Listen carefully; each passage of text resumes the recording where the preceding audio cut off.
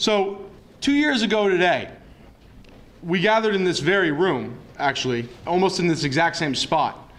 And we announced the formation of a group that was dedicated to preserving Vermont's character, while also moving our energy portfolio forward towards good, clean, renewable energy sources.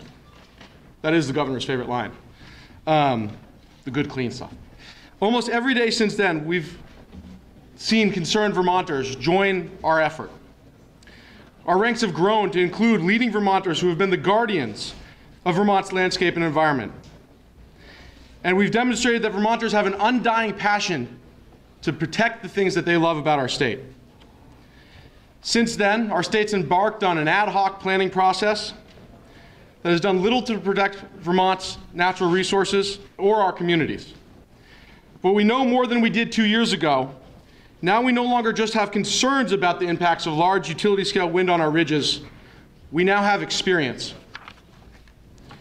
Today we have 2 operating projects, 3 approved or under construction, and over 10 different stages, or 10 projects on the drawing boards in different stages of development. We find ourselves at a crossroads. The blasting at Lowell is happening. The blades are spinning above the houses in Sheffield. We have an ability to investigate the impacts of industrial development on our ridges and take the time to determine if we should let this continue throughout the state. I'd like to thank the legislature today for taking the initial steps towards this investigation and receiving testimony today from experts on how these projects will impact our most pristine headwater streams and our critical wildlife habitats. Members of the Senate Natural Resources and Energy Committee and the House Fish, Wildlife, and Water Resources Committee will hear how important it is that we preserve our natural resources and conserve our natural resources in order to preserve Vermont's most effective tool for adapting to climate change. These experts will tell our legislators that fragmenting wildlife habitats and our high elevations prevents those areas from acting as refuges for wildlife and climate as the climate changes. They will also describe how our high elevation ridges are home to our highest quality water. And once you lose that, you can't get it back. Later today, Energize Vermont will unveil a film that represents many, many hours of hard work.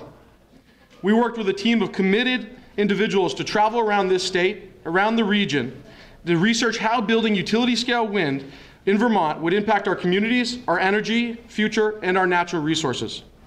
Today, you'll get to see the latest results from that project and see why utility-scale wind isn't a fit for our state and how smaller-scale, community-oriented renewable energy projects can help bring us together and do their part to solve our climate challenges.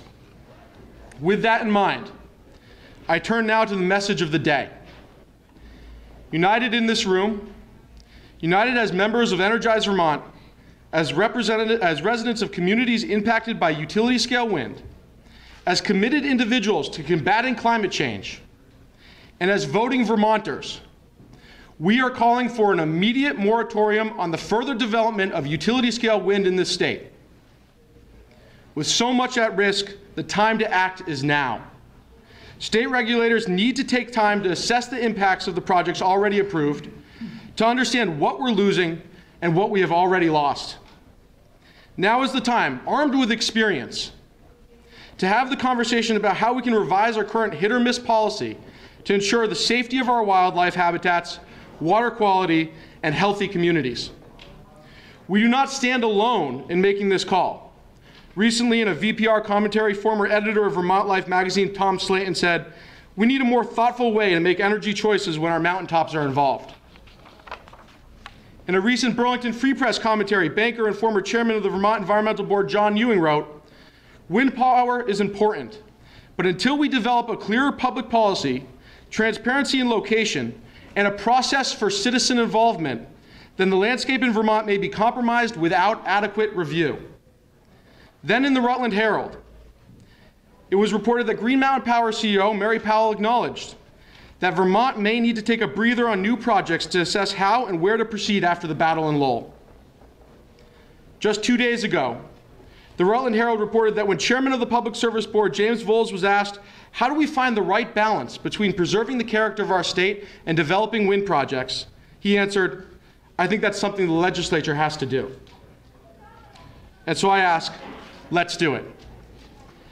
It's important that this time out not be seen as an effort to diminish our response to climate change, but rather act as a necessary step to optimizing and preserving the character of our state. A moratorium on developing one option does not prevent us from making strides towards a renewable-driven economy. Last week, I had the incredible opportunity to facilitate a community conversation in Poultney about developing a group net metered PV solar installation there. The meeting was attended by over 60 Vermonters committed to combating climate change using community-oriented solutions. The first for solutions that were both good for the environment and that preserve the health of our communities was profound. With the historic decline in PV solar pricing continuing, these projects and this technology will likely drive us into the future. One thing is clear, the resource is there. Our solar resource is 620 times greater than our wind resource. Meanwhile, ISO New England and Hydro-Quebec currently have substantial excess generation capacity. When and if Vermont Yankee closes, we still have access to power from other sources that can meet our demand. A timeout on big wind would also give us the opportunity to invest further in efficiency and ensure we've reduced our demand before we build new generation sources. And so today we say ridges are not renewable. As critical and disappearing habitat for plants and animals under stress from climate change, Vermont's ridges are our very best tool to fight climate change. Our forest lands are among the most important carbon sponges in the world. We should not develop them for a resource that can do very little to solve the real challenges we face. The crossroads we stand at today has two paths. The first sacrifices our unspoiled mountains, diminishes the very resource we can bring to the fight against climate change, creates conflict in our communities, like we've seen time in and time again. It discards our environmental ethic, and it undercuts the very character of Vermont. This is the path that we will have chosen if we continue unabated. The second path saves the resource Vermont is uniquely positioned to contribute to our efforts to combat climate change, and harnesses the power of our communities to overcome the challenges we all face and share going forward.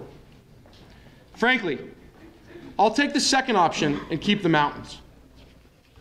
Thank you very much for coming today. I would like to now welcome Senator Virginia Lyons to the podium to comment on the testimony that her committee will be hearing.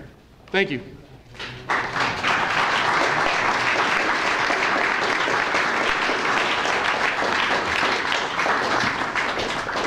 Thank you, Luke, and I want to thank you all for being here. I've heard, I'm hearing what Luke has to say and what his group has to say, and as always, our Natural Resources and Energy Committee welcomes your testimony in our committee.